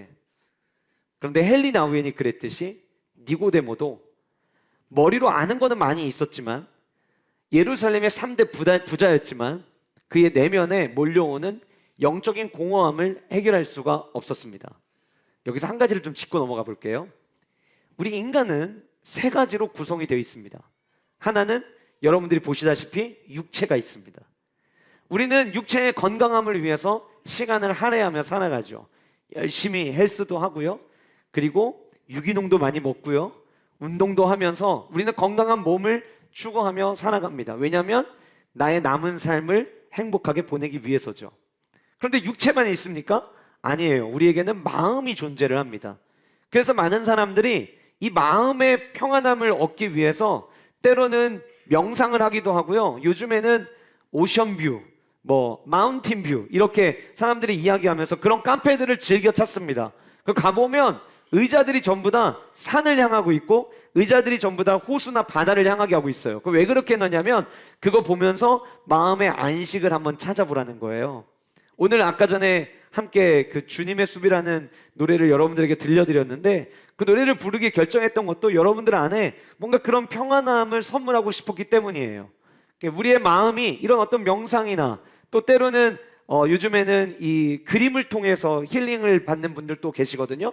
그런 다양한 방법으로 마음이 채워지고 마음이 안전하고 마음이 건강할 때 우리는 행복한 삶을 살 수 있습니다. 그런데 여러분, 육체와 마음만으로 우리는 이루어져 있지 않고요. 저와 여러분들은 영혼이라고 하는 것이 우리 모두에게는 존재합니다. 그래서 육체가 아무리 건강하고 마음이 아무리 건강한다 할지라도 저와 여러분들의 영혼의 문제가 해결되지 않으면 우리는 만족을 누릴 수 없고 두려운 마음과 염려하는 마음들을 가지고 살아갈 수밖에 없는 거예요. 헨리 나우엔이 그랬던 것처럼, 그리고 1세기의 니고데모가 그랬던 것처럼. 니고데모가 예수님을 찾아옵니다. 근데 여러분, 이 그림, 알렉산더 비다라는 사람이 그린 그림인데, 이 그림에서도 볼 수 있는 것처럼 예수님의 모습이 어떠세요? 하루 동안의 사역을 다 마치시고 피곤해서 주님은 막 잠이 들려고 하는데, 니고데모라고 하는 이 어른이 자기보다 훨씬 젊은 예수님을 찾아와서 예수님을 흔들어 깨웁니다. 저 니고데모의 얼굴 표정 속에 지금 나에게는 당신이 전해주는 무엇인가가 필요합니다. 나는 지금 공허합니다. 나에게는 갈급함이 있습니다. 당신 지금 잘 때가 아니에요. 일어나 보세요 라고 흔드는 것처럼 보여지죠. 니고데모는 정말 그런 마음으로 찾아갔습니다. 아까 말씀드렸던 헨리 나우엔도 그렇고요. 그리고 이 중에 신앙생활하고 있는 우리 영가족들 중에도 한 번쯤은 니고데모처럼 주님을 찾았던 적이 있으셨던 분들이 많이 있으리라 생각이 되어집니다. 사회적인 위치나 물질적인 만족도는 높았지만 삶의 진정한 의미를 찾지 못해서 예수님을 찾아왔던 니고데모는 예수님에게 제일 먼저 이렇게 이야기합니다. 내가 당신이 선생님이라는 거 알고 찾아왔습니다 라고 이야기를 해요. 그러면 예수님의 대답은 아 그래요? 혹은 당신이 나를 선생으로 보는군요. 그 선생으로 본다는 의미가 뭐예요? 이런 질문을 해야 되잖아요.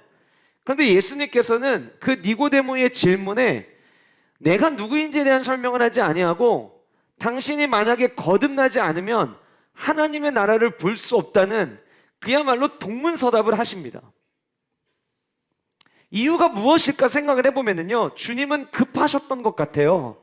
지금 삶의 위치에서 자기가 만들어 놓은 사회적 지위도 있고 자산도 가지고 있었던 그 니고데모에게 예수님은 그런 문제가 지금 중요한 게 아니라 당신의 거듭남의 문제가 중요합니다라는 이야기를 하기를 원하셨다라고 하는 거예요. 거듭난다. 여러분들 이 거듭난다라는 말을 여러분들은 어떻게 이해하고 계세요?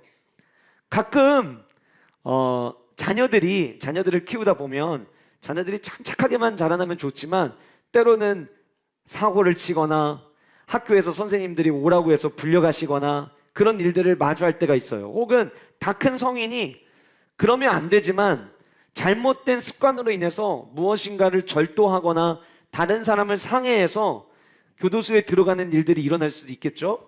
그러면 그럴 때 만나서 권면하고 조언하면서 이렇게 이야기합니다. 그래, 너 이번 기회에 다시 거듭나는 기회라고 생각하고 이 기회를 잘 활용했으면 좋겠어. 이렇게 권면하죠.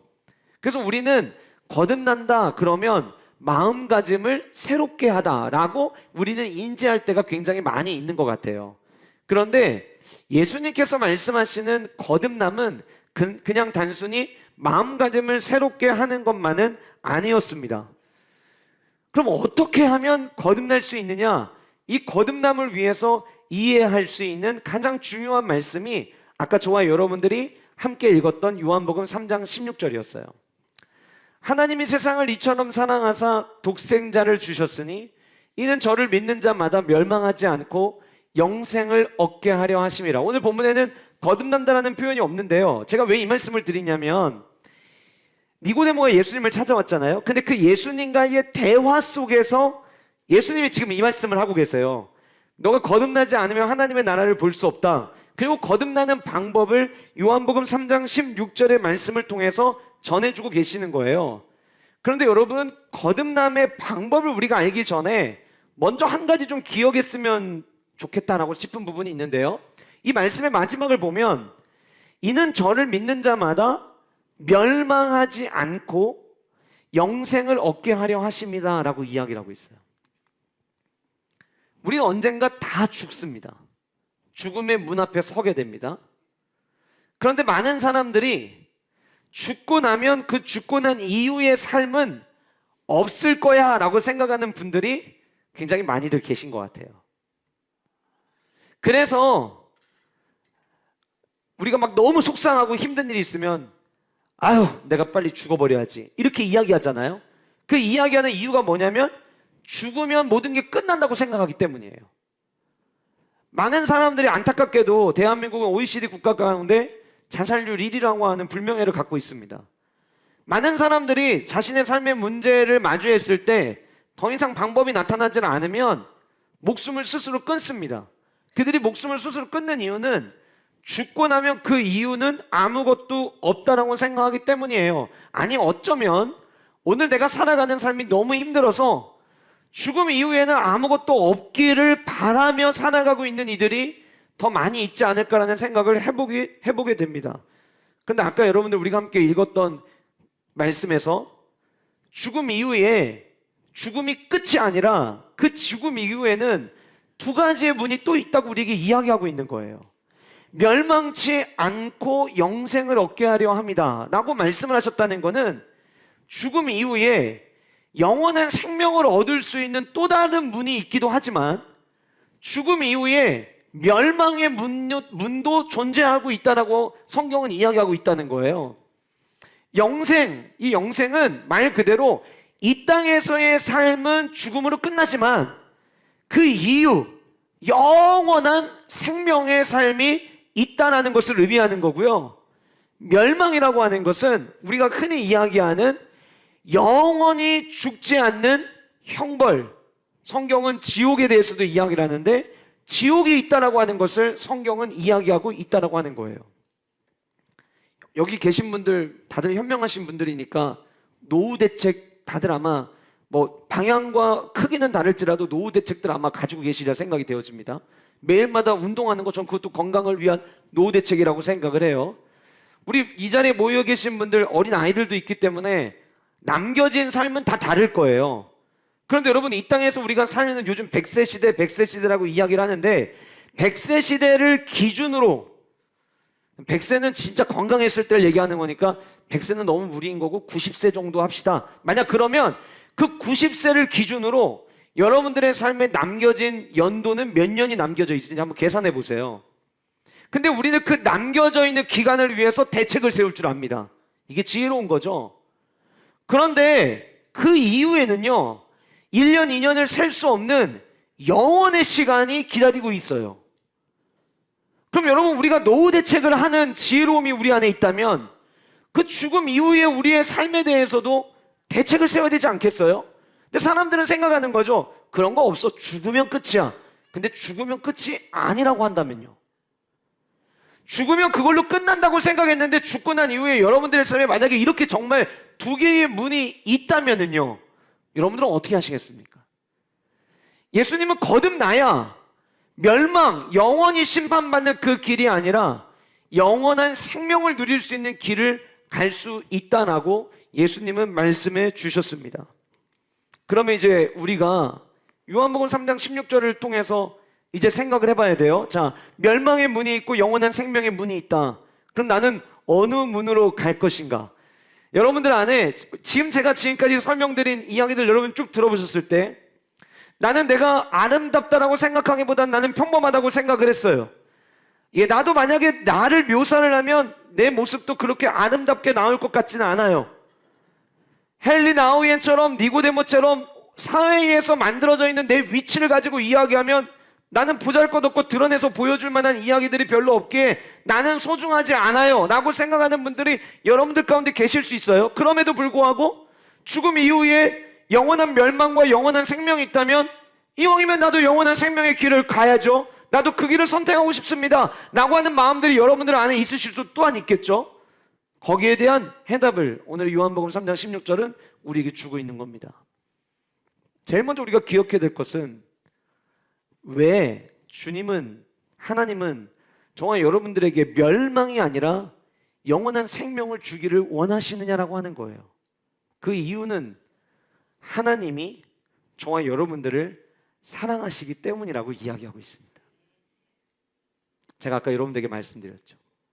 예수님을 믿는 이유와 목적이 내 삶에 얻고자 하는 것들을 얻기 위한다면 우리 매주마다 이렇게 나와서 예배드리지 않습니다.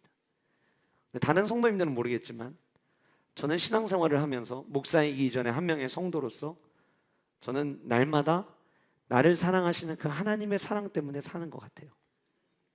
여러분, 목사는 염려가 없겠습니까? 목사는 삶에 고민이 없을까요? 목사는 안 아픈 데가 없을까요? 그렇지 않거든요.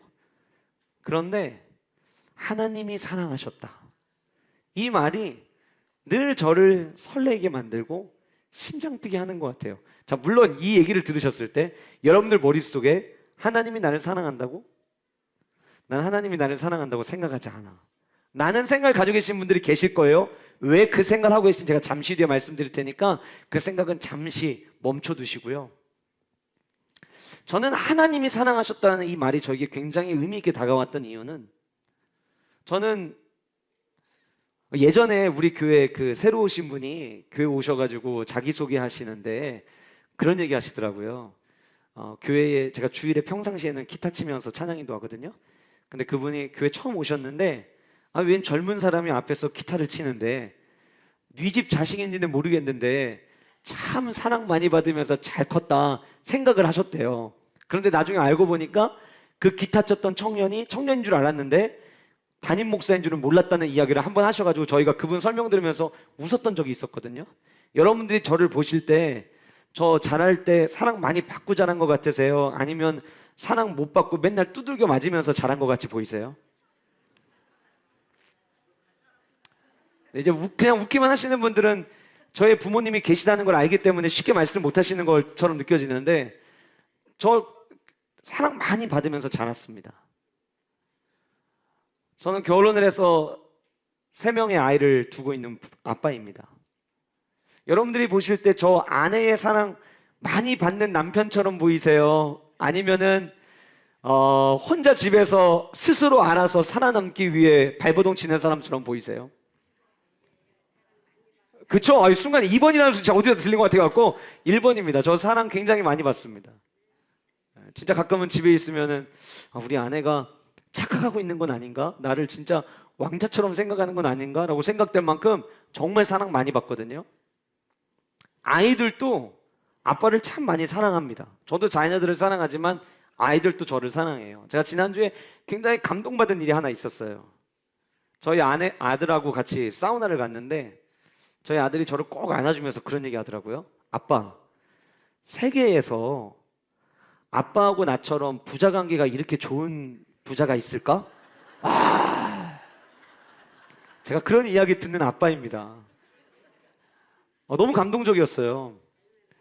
그리고 제가 여러분 얼마나 사랑을 많이 받고 자랐는지, 그리고 지금도 사랑을 받고 있는지, 또 교회에서 부족하지만 담임 목사로 사역하면서 장로님들의 사랑, 우리 교회 성도님들의 사랑 참 많이 받습니다. 근데 여러분, 인간의 사랑은 어떤 사랑이든 완전한 사랑은 없습니다. 모든 걸 다 채워주는 사랑은 없습니다. 아마 여러분들 중에도 집에서 반려견 키우시는 분들 많이 계실 텐데 왜 반려견 키우세요? 우리 집 개는 우리 다른 식구들처럼 나를 대하지 않기 때문 아니에요? 내가 들어가면 막 달려와서 환영해주고 막 달려와서 좋다고 꼬리 흔들어주고, 그게 너무 좋아서 집에 반려견 키우시는 건 아닐까요? 집에 가족이 없어서가 아니에요. 식구들이 있는데도 그걸로 모자라서 반려견을 옆에 두는 게 우리의 삶입니다. 인간의 사랑은 완벽할 수 없습니다. 그런데 하나님은 저와 여러분들을 사랑하셨대요. 사랑하셨는데 뭘 사랑하셨냐면 세상을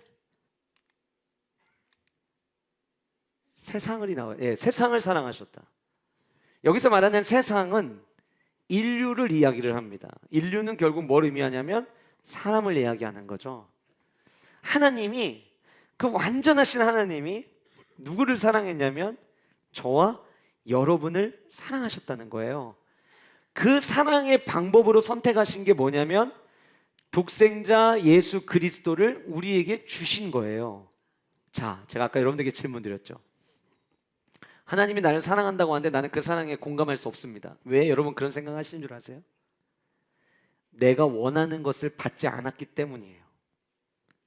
만약에 여러분들 가운데 지금 물질적으로 어려움을 겪고 계신 분들이 계시는데 오늘 지인의 초청을 해서 오늘 이 자리에 왔는데 예배드리고 갔더니 지난 한 주간 동안 사업에 갑자기 대박이 일어나가지고 막 엄청난 돈이 막 쏟아 들어오잖아요. 그럼 여러분들은 하나님이 나 사랑하시는구나 라고 어쩌면 쉽게 느끼실 수 있어요. 몸이 아프셨는데 예배 끝나고 나갔는데 멀쩡해졌다. 그러면 하나님이 날 사랑하시나 봐 라고 생각하실 수 있어요. 그런데 여러분, 완전한 사랑이신 하나님은요, 저와 여러분들의 눈에 볼 때에 좋아 보이고 이게 최고라고 보이는 것보다 더 귀한 거를 하나님은 저와 여러분들에게 주기를 원하세요. 아까 말씀드린 것처럼 우리의 인생은 100세 인생이라고 한다 할지라도 남겨져 있는 삶이 있어요. 물질, 그 남겨져 있는 삶 동안 쓰는 거예요. 건강, 남겨져 있는 삶 동안에 필요한 거예요. 가정의 문제, 내가 숨 쉬는 동안에만 국한되어 있는 상황들이에요. 그런데 우리 하나님은 이 땅에 저와 여러분들이 사는 그 길면 100년이라고 하는 그것만을 위해서 선물을 주신 분이 아니라 우리 하나님은 저와 여러분들에게 가장 좋은 거를 주기를 원하셨다라고 하는 거예요. 그 가장 좋은 게 뭘까를 생각해 보니까 100세 시대에 100세에만 해당되는 것이 아닌 그 이후에까지도 누릴 수 있는 선물을 주기를 원하신 거예요. 그래서 우리에게 무엇을 선물로 주셨냐면 독생자를 선물로 주셨다는 거예요. 하나님에게는 단 한 명인 아들, 인자이신 사람의 몸으로 이 땅에 오신 예수 그리스도를 의미합니다. 예수 그리스도 외에 여러 아들이 있어서 한 명은 누군가가 대신 희생하자, 그래서 예수님을 보낸 게 아니라 하나님에게는 예수 그리스도 독생자 한 분밖에 없으셨는데 그 한 분을 저와 여러분들에게 영원한 생명을 주시기 위해서 주셨다라고 하는 거예요. 내가 너에게 선물 줄게. 뭔데요, 주님? 이거 네가 보기에는 이게 좋은 거예요 라고 느껴질 수도 있어. 뭔데요? 여기 박스 안에 1억이 들어있는 거예요? 아니야. 그럼 뭐 좋은 차 키가 들어있는 거예요? 집 키가 들어있는 거예요? 아니야. 얘야, 그건 이 땅을 살아가는 동안만 필요한 거고 나는 너에게 영원한 것을 주기를 원해. 그래서 예수 그리스도를 저와 여러분들을 위해서 보내주신 거예요. 멸망이냐 생명이냐의 갈림길에서 영원한 생명을 얻기 위해서 그럼 우리가 해야 되는 게 있어요. 뭐냐면 우리에게 주신 그 예수 그리스도를 내가 받아야 되는 거예요. 여러분, 선물이라고 하는 거는요, 준 사람이 있으면 또 어떤 사람이 있어야 되죠? 받는 사람이 있어야 되는 거예요. 하나님은 저와 여러분들의 영원한 생명을 위해서 선물을 주셨어요. 그럼 우리는 뭐 해야 돼요? 받아야 돼요. 오늘 여러분들 들어오실 때 꽃을 여러분들에게 드렸어요. 또 끝나고 나가실 때에는 교회가 여러분들을 환영하는 마음으로 정성껏 준비한 선물을 또 드릴 거예요. 드리면 여러분들은 그냥 받으시면 되는 거예요. 그런데 여러분, 꽃, 교회가 준비한 선물, 이거는 예수 그리스도와 비교할 수도 없을 뿐더러 그럼에도 불구하고 비교하고 싶어서 비교한다 한다 할지라도 저희가 여러분들에게 드린 것은 보이지도 않을 가장 작은 흠이요 점처럼 보이리라 저는 생각이 되어집니다. 예수님은 저와 여러분들에게 독생자로 오셨고 그 예수 그리스도를 믿으면 멸망의 삶이 아니라 영원한 생명의 삶을 살 수 있다라고 성경은 이야기하고 있습니다. 자, 그러면 이제 결국 핵심은 이거죠. 그럼 믿는다는 게 뭐냐라고 하는 거예요. 나도 오늘 이 자리에 왔는데 꽃도 받아가고 선물도 받아가고 영원한 생명도 나도 받아갔으면 좋겠다. 그럼 어떻게 하면 믿는 거예요? 라는 질문들이 여러분들 안에 계시리라 생각이 되어집니다. 이 믿는다는 것은 단순히 예수 그리스도가 하나님의 아들이시다, 독생자시다, 그분을 믿으면 영원한 생명을 얻는다더라라고 하는 지식적으로 알겠습니다, 나도 그렇다고 칠게요 라고 하는 문제가 아니라 성경은 믿는 거에 대해서 굉장히 정확하게 우리에게 이야기를 하고 있습니다. 그런데 이 믿는다라는 말을 이해하는데 조금 도움을 드리려면 이 요한복음 3장 16절 그리고 그 다음에 나와 있는 구절, 앞에 있는 구절들을 보면 여러분들이 이해가 되실 것 같아요. 요한복음 3장 16절 말씀 앞에 이런 말씀이 있습니다. 모세가 광야에서 뱀을 든 것 같이 인자도 들려야 하리니 이는 그를 믿는 자마다 영생을 얻게 하려 하심이라. 모세라는 사람에 대한 이야기가 나오네요. 이 모세라는 사람은 우리 모두가 지금 2023년을 살아가고 있잖아요. 우리가 이 2023년이라고 하는 연도를 세는 것은 예수 그리스도께서 이 땅에 오신 것을 기준으로 저와 여러분뿐만 아니라 전 세계가 예수 그리스도께서 이 땅에 오신 날을 기점으로 예수님이 오시기 전과 이후로 나눠서 우리는 연도를 세거든요. 그런데 예수님이 오시기 전 1410년경에 있었던 사건이 있었어요. 하나님께서는 이집트에 종노릇하던 자신의 백성들, 이스라엘 백성들을 자신의 백성들이 종노릇하고 있으니까 그게 너무 안타까우셔서 그들에게 안 되겠다. 너희들 이제부터 내 자녀니까 이제부터는 축복의 땅에 들어가서 살아라. 그래서 가나안이라고 하는 축복의 땅으로 그들을 인도해 내셨어요. 그런데 여러분, 광야, 사막을 걷는다는 게 결코 쉬운 일이 아니겠죠? 그 길을 걷던 이스라엘 백성들이 하나님을 향해서 원망을 합니다. 아니, 하나님 입장에서는 종살이하던 그들에게 이제는 자유롭게 살 수 있는 좋은 땅으로 선물을 해주려고 이들을 인도하는데 그들은 그 하나님의 마음보다는 지금 내가 처해 있는 상황에 대해서 원망을 가지고 불만을 표현을 한 거예요. 그래서 하나님이 이 모습을 보시고 안 되겠다. 얘네들 정신 차리게 해줘야겠다. 그래서 독이 있는 뱀을 그들에게 보내셔가지고 그 독에 있는 뱀에 물려갖고 사람들이 죽기 시작을 했어요. 근데 그때 위대한 지도자 모세는 그 모습을 바라보면서 그래, 적당히 원망했어야지. 원망하니까 저렇게 당하는 게 맞아. 그래, 당해라. 이렇게 생각하지 않았고요. 모세는 하나님 앞에 기도를 했어요. 하나님, 우리가 원망했습니다. 우리가 불평했습니다. 잘못했습니다. 그런데 하나님께서 우리에게 주시고자 하시는 축복의 땅에 있지 않습니까? 제발 용서해 주시고 우리를 축복의 땅으로 들어가게 해주세요. 그때 하나님이 하나의 솔루션을 제시를 하십니다. 그 솔루션으로 제시한 것이 무엇이냐면 아래에 있는 말씀 구절이에요. 모세에게 이르시되 불뱀을 만들어 장대 위에 매달아라. 물린 자마다, 독이 든 뱀에 물린 자마다 그 장대를 보면 살 것이다 라고 이야기를 했어요. 여러분, 약간 실망스럽지 않으세요? 하나님은 뭔가 다를 것 같았는데 우리 하나님 너무 샤머니즘적이지 않으세요? 너무 말도 안 되는 걸 시키는 거 아니에요? 지금 뭐라고 이야기를 하고 있냐면 뱀에 물려가지고 독에 의해서 죽어가는 자들에게 이렇게 시키라는 거예요. 뱀 모양을 만들어서 그거를 기다란 장대 위에다가 매달리고 뱀에 물린 사람이 근데 그거를 보면 살게 될 거라는 거예요. 여러분, 이 말씀 속에서 하나님이 의도하신 바가 있어요. 뭐냐면 믿음이었어요. 지금 너희들이 뱀에 물려서 죽어가는데 믿음으로 머리로는 이해가 안 되는 거죠. 아마 여러분들 중에도 지금 예수님을 믿으면은 영원한 생명을 얻는다고? 머리로는 안 믿어지신 분이 여러분들 가운데 있을 수 있어요. 여러분, 만약에 여러분들이 목사님 이왕 어렵게 발걸음 했으니까 오늘 이 자리에서 한번 좀 뿌리 좀 뽑아봅시다.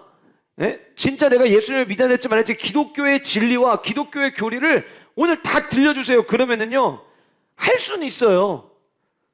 근데 한 달은 걸릴 거예요. 여기서 계속 계셔야 돼요. 근데 그럴 수 없죠. 그래서 제가 오늘 여러분들에게 모든 걸 다 말씀드릴 수는 없거든요. 아까 여러분들 영상을 통해 보신 것처럼 그분들이 마음의 문을 열고 교회를 나오기 시작하면서부터 예수 그리스도를 나의 구주로 영접하게 되고 예수 그리스도와 더불어 사는 인생을 살게 되는 것처럼 저는 여러분들에게 그런 은혜가 있기를 원합니다. 그런데 머릿속으로는 이해가 안 되잖아요. 아니, 내가 뱀에 물려서 죽어가고 있는데 뱀 모양으로 만들어 놓은 걸 보면 살 거다? 이게 여러분 말이 됩니까? 그런데 놀랍게도 그 하나님의 명령을 그대로 믿어서 장대 위에 매달려 있는 뱀을 본 사람들은 어떻게 됐을까요? 살아났어요. 자, 이 이야기가 요한복음 3장 16절 위에 있는 거예요. 그때 당시에 뱀에 물렸을 때 말도 안 되지만 그 장대 위에 걸린 뱀을 보면은 살아날 거라는 이야기를 했고 그 이야기대로 따라한 사람들은 살아난 것처럼 하나님이 세상을 이처럼 사랑하사 독생자를 주셨으니 하나님이 독생자를 주셨다고요? 말이 안 돼요.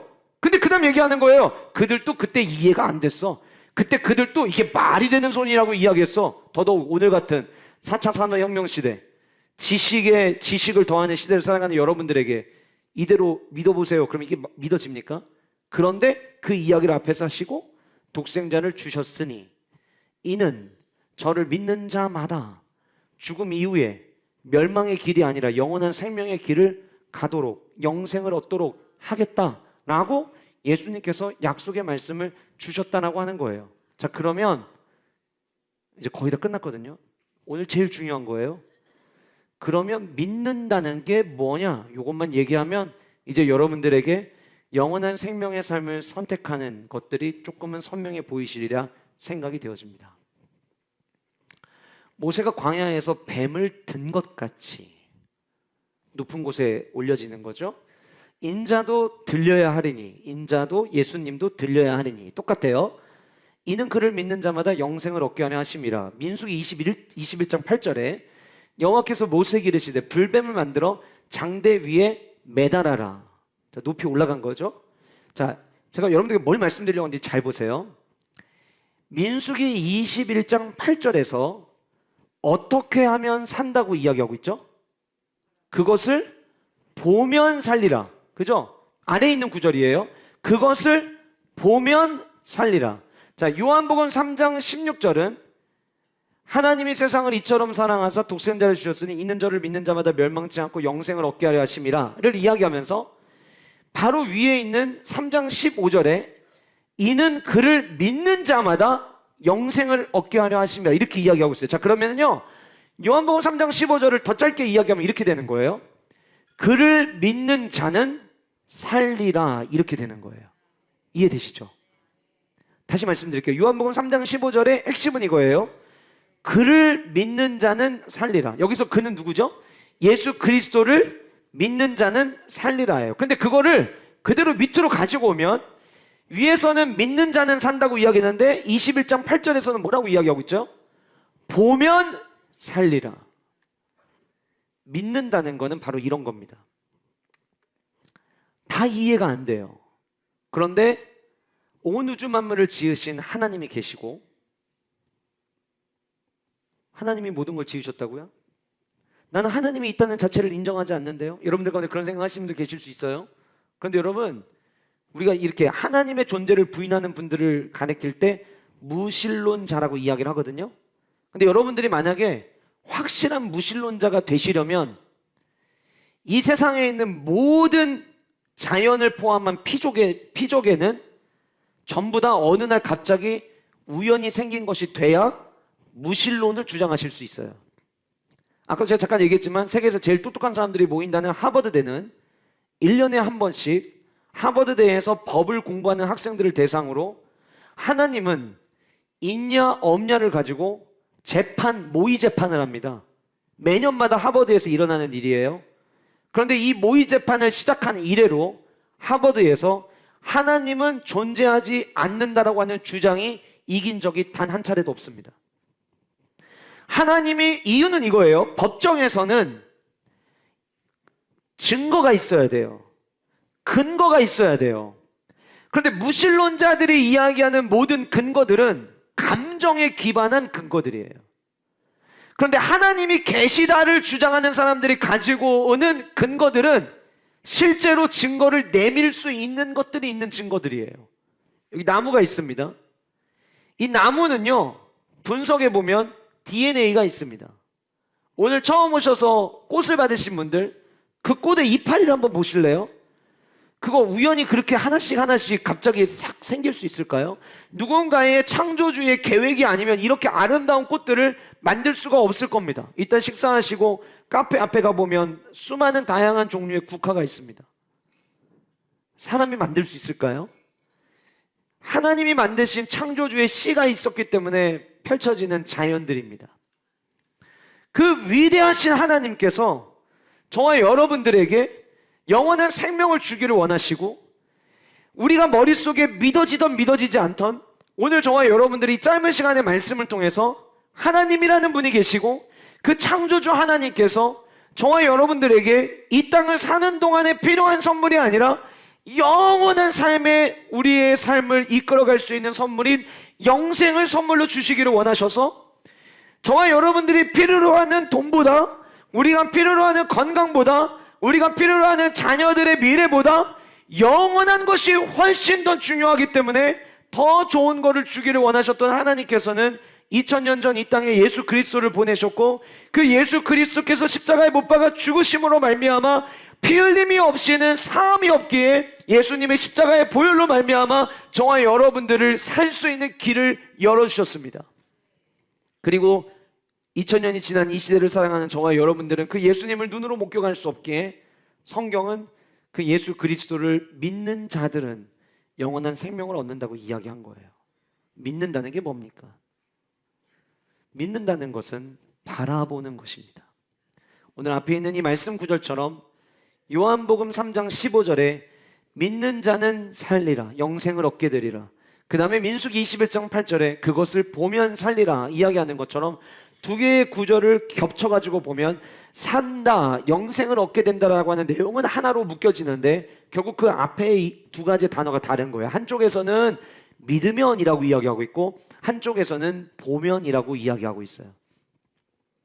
믿는다는 것이 지적인 동의가 아니라고 한다면 믿는다는 것을 어떻게 여러분들에게 설명해 드릴 수 있을까? 제가 한 주간 동안 기도하면서 말씀을 준비하는 가운데 제게 주셨던 깨달음은 보는 거였습니다. 나는 지금 무엇을 바라보며 살아가고 있는가? 저와 함께 신앙의 교제를 하고 있는 우리 영가족들은 삶의 어려움이 없어서가 아닙니다. 있습니다. 우리들도 자녀 문제 때문에 고통스러워하는 분들이 계시고요. 가정의 문제 때문에 아파하시는 분들이 계십니다. 사업이 내 뜻대로 되지 않아서 힘들게 버티는 분들이 저희 교회 성도님들 가운데도 있습니다. 그런데 우리는 예수님을 믿습니다. 그래서 눈앞에 펼쳐진 상황을 보지 않습니다. 그 상황이 눈에 보이지만 그 상황 이후에 그 너머에 계신 내가 너를 사랑한다고 말씀하시는 하나님의 사랑을 보고 있는 거예요. 저와 우리 영가족들이 왜 힘들고 어려운데도 불구하고 왜 살아내는 줄 아세요? 왜 힘들고 어려운 일이 똑같이 있는데도 불구하고 그래도 우리는 행복합니다라고 이야기할 수 있는 줄 아세요? 그 이유는 눈앞에 펼쳐진 상황을 보지를 않고 그 상황 너머에 우리를 기다리시고 우리에게 사랑의 잔치를 펼쳐주시는 하나님 아버지를 보고 있기 때문입니다. 여러분들의 인생이 여러분들의 상황을 봐서 문제가 해결된다면 그렇게 하셔야겠죠. 여러분들의 삶의 모든 어려움들이 내가 뚫어지게 쳐다보고 또 뚫어지게 쳐다봐서 해결된다면 그렇게 하셔야겠죠. 근데 여러분들의 상황 가운데, 삶 가운데 주어지는 상황을 여러분들이 본 것 때문에 뭐 오히려 마음이 괴롭고 힘들고 좌절하게 되고 절망하게 되고 주저앉게 된다면 오늘 이 자리를 시작으로 여러분들을 초청한 가족들, 지인들과 함께 예수님을 바라보시면 어떨까요? 그리고 그 주님을 바라보면서 그 안에서 세상에 줄 수 없는 평안과 쉼을 누리는 축복이, 그리고 죽음 이후에 우리의 삶에 멸망이 아니라 영원한 생명을 얻는 축복이 여러분들 모두에게 있으시기를 간절히 소원해 봅니다.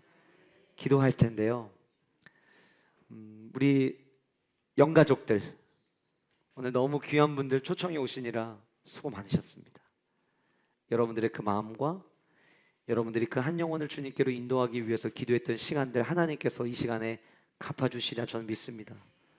한 영혼을 주님께 돌아오는 게 한 자는 천국의 상급이 쌓인다고 하는데 여러분들의 천국의 상급이 쌓인 오늘 이 하루기에 여러분들을 주님의 이름으로 축복합니다. 어렵게 모시고 온 분, 누군가에게는 부모님일 수 있고요, 누군가에게는 친구일 수 있습니다. 여러분들이 너무 사랑해서 초청해 온 분들이잖아요. 여러분들 옆에 있는 여러분들의 가족을, 또 여러분들이 친구, 지인, 여러분들의 예비 신자들의 손을 한번 꼭 잡아보시면 어떨까요? 그리고 이 시간에 우리 작은 소리로 같이 기도했으면 좋겠어요. 하나님, 나도 한 번에 다 믿어지지 않았지만 누군가의 인도로 교회라고 하는 곳을 나오게 되었고 예수 그리스도를 믿게 되어 주님을 바라보는 인생을 살게 되고 있는 것처럼 오늘 함께 와서 예배드리는 나의 예비신자 함께 주님을 바라볼 수 있는 은혜를 주시옵소서. 세상에 일어나고 있는 상황들을 눈에 보는 게 아니라 나를 구원하실 그 아버지를 보는 삶이 되게 하여 주시옵소서. 또 예비신자 초청에 오기 위해서 열심히 노력하셨지만 그 예비신자가 반응하지 않아서 한편으로는 속상한 마음을 가지고 오신 우리 영가족들도 계실 텐데 우리 같이 기도합시다. 하나님, 오늘 이 자리는 오지 못했지만 내가 품은 예비신자가 언젠가 주님 그 위대한 선물을 받아들이는 축복의 날을 허락하여 달라고 이 시간 같이 우리 한 목소리로 기도하도록 하겠습니다. 기도합시다. 좋으신 하나님, 하나님의 사랑이 얼마나 크고 놀라운지를 가르쳐 주시기 위해서 우리 귀한 우리 영가족들이 품은 가족들, 지인들, 친구들 오늘 이 자리에 함께 와서 예배하게 하시니 주님 감사합니다. 하나님, 내가 생각했던 것보다 더 아름다운 인생임을 예수 그리스도의 십자가의 은혜를 통해서 앞으로 이 모든 분들이 발견하게 하시고 함께 신앙생활하며 세상에서의 그 공허함이 아닌 하나님이 주시는 그 가득 채워주심과 안아주심과 그분의 평안함을 누리는 그 축복을 오늘 이 자리에 방문한 모든 예비신자분들 하나님 경험하게 하여 주시옵소서. 하나님, 어려운 발걸음 하셨는데 이 어려운 발걸음이 남겨져 있는 나의 인생에 그 인생만을 위한 발걸음이 아니라 그 죽음 이후에 영원한 생명과 멸망으로 나뉘어지는 그 사이 속에서 영원한 생명을 얻기 위한 하나님 선택으로 이어질 수 있도록 주여 축복하여 주시옵소서. 하나님이 세상을 이처럼 사랑하사 독생자를 주셨으니 이는 저를 믿는 자마다 멸망치 않고 영생을 얻게 하려 하심이라 말씀하신 주님, 오늘 이 자리에 너무 귀한 분들이 오셨습니다. 우리도 이렇게 기쁜데 우리 하늘 아버지께서 얼마나 기뻐하실지 생각하면 그 자체가 너무나도 큰 행복입니다. 좋으신 아버지 하나님, 오늘 이렇게 함께 나와서 예배한 우리 예비신자들, 우리 사랑하는 성도님들의 가족들, 지인들, 친구들, 이 땅의 삶을 위해서만 살아가는 것이 아니라 그 영원한 생명을 꿈꾸며 살아가는 축복이 우리 모든 영가족들과 예비신자들에게 있게 하여 주시옵소서. 하나님, 이 시간 하나님 앞에 내 삶의 신앙을 고백하고 간증하며 하나님 예물 드리는 시간, 우리의 삶을 받아 주시옵소서. 감사드리며 예수님의 이름으로 기도합니다. 아멘. 이 시간에 헌금 시간인데요, 처음 나오신 분들 절대 부담 갖지 않으셔도 됩니다. 네, 우리 성도들이 예배할 때마다 하나님께서 일주일 동안 내게 주신 삶에 대한 감사를 가지고 예물 드리는 시간이라 우리 앞에서 특별 찬양 올려드릴 때에 우리 영가족들 하나님 앞에 준비하신 예물을 올려드리도록 하겠습니다.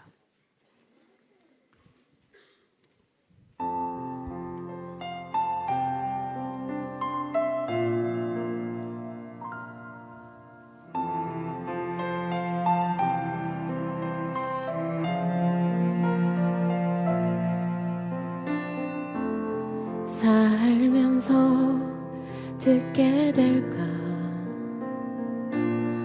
언젠가는 바람의 노래를 세월 가면 그때는 알게 될까, 꽃이 지는 이유를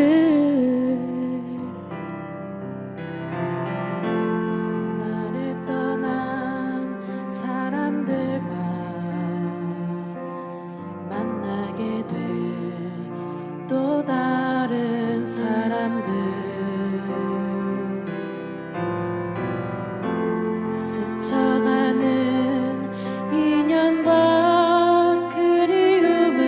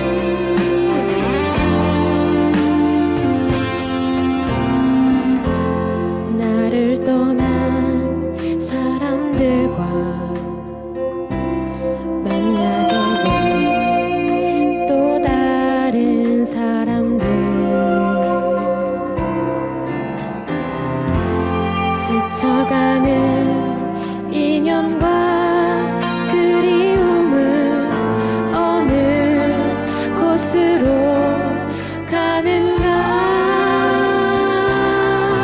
나의 작은 지로는 알 수가 없네. 내가 아는 건 살아가는 방법뿐이야.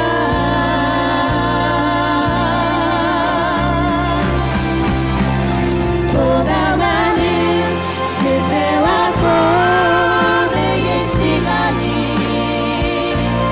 비켜갈 수 없다는 걸 우리 깨달았네. 이제 그 해답이 사랑이라면 나는 이 세상 모든 것들을 사랑하겠네. 보다 많은 실패와 고뇌의 시간이 비켜갈 수 없다는 걸 우리 깨달았네. 대답이 사랑이라면 나는 이 세상 모든 것들을 사랑하겠네. 나는 이 세상 모든 것들을 사랑하겠네. 이 세상 모든 것들을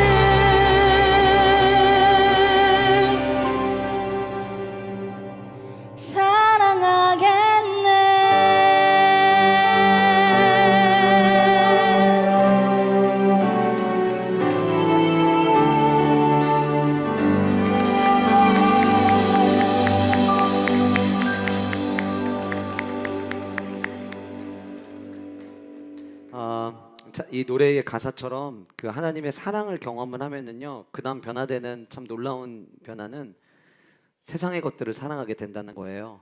그래서 여러분들의 삶이, 여러분들의 남겨진 삶이 위에 계신 하늘 아버지의 사랑을 받으셔서 그 사랑으로 여러분들 주변에 있는 이들과 또 눈에 보이는 모든 것들을 사랑할 수 있는 여러분들의 사랑이 풍성한 삶이 되시기를 축복해 봅니다. 이 시간에 그 광고 드리고 마칠 텐데, 여러분들 오늘 처음 오신 분들을 위해서는 저희가 정성껏 식사를 준비를 했습니다. 그래서 예비 신자를 초청해 오신 우리 성도님들은 예비 신자와 함께 교회 지하로 내려가셔서 식사를 하시면 되고요.